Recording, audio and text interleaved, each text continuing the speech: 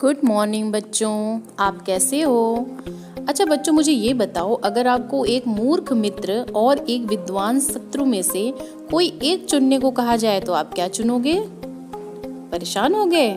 तो आइए कहानियों के पिटारे में से मैं आपके लिए इसी पर आधारित एक कहानी आपको सुनाती हूँ, जिसका शीर्षक है मूर्ख मंडली।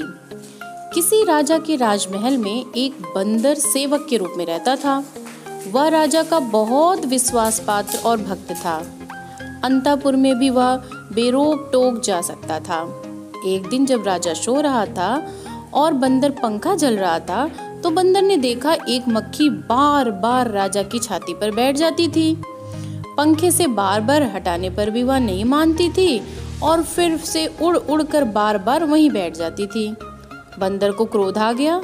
उसने पंखा छोड़कर हाथ में तलवार ले ली और इस बार जब मक्खी राजा की छाती पर बैठी तो उसने पूरे बल से मक्खी पर तलवार का हाथ छोड़ दिया।